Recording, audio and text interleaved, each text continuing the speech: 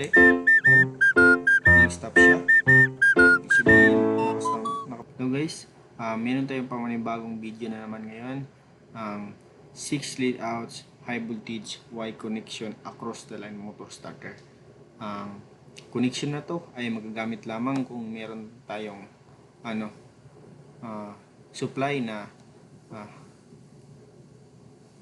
malakihan, kaya yung connection ng motor natin kakabit natin into Y connection. So tingnan natin yung power circuit. Meron tayong 3-piece source dito, and then circuit breaker at isang tawag nito magnetic contactor saka overload relay. Ito yung 3-piece star delta motor natin at kailangan natin ng high voltage yung gamit natin na power supply, kaya kailangan natin ikabit siya into Y connection. So makita natin dito yung W1 nakakunik sa line 1 ay U1 nakakunik sa line 1, V2 V1 nakakunik sa line 2, at saka W1 nakakunik sa line 1. Dahil yan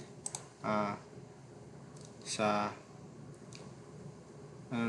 sa internal winding terminals ng motor natin. So U1 W2, B1 W2, W1 W2. So line 1 natin dito sa U1, line 2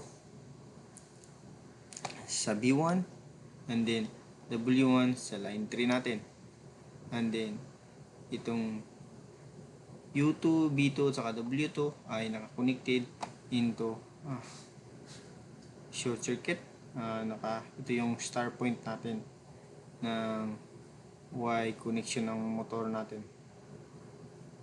So tingnan naman natin yung ladder diagram ng control circuit natin.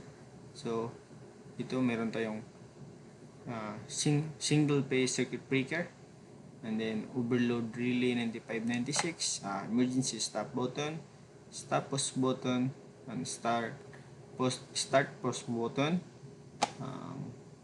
magnetic contactor, main contactor natin, and then yung maintaining contact nya na normally open, pilot lamp na kulay green, and then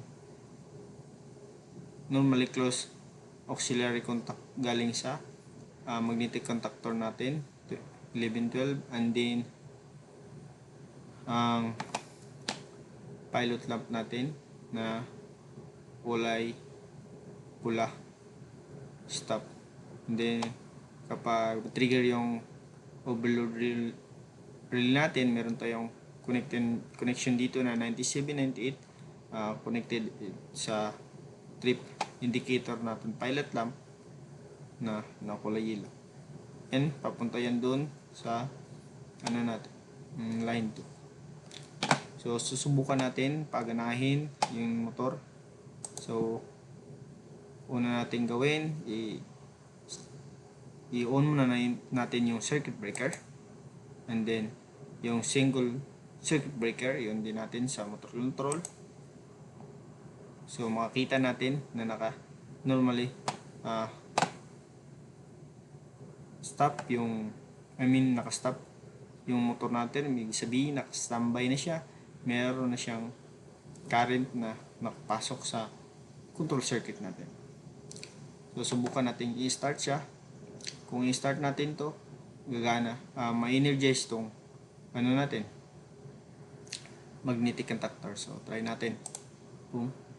So nagana yung natin, yung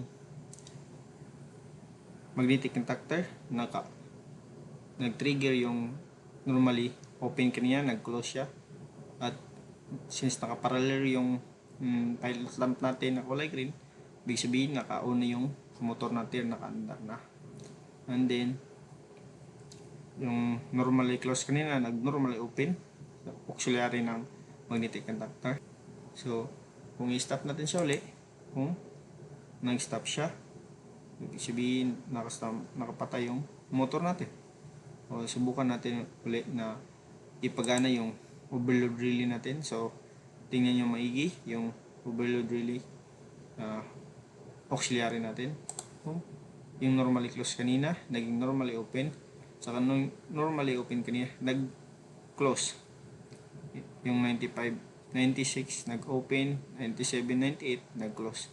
Ilaw yung tripping indicator natin, kulay orange. So,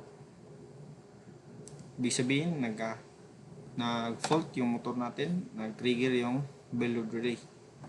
So, pag ganyan, ibig sabihin yan, kailangan natin i-check yung motor, kailangan i-check yung magnetic, yung control circuit natin, at saka i-reset. Pagkatapos natin i-reset, ilaw na yung kulay pula, na ibig sabihin naka-standby na yung motor, ready na for start. Pag start natin ulit, umaandar yung 3-piece motor natin into Y connection. Makita niyo naka-Y yan. Ibig sabihin naka-Y yung andar ng motor. So yun lamang guys, sana po may natutunan kayo. Salamat.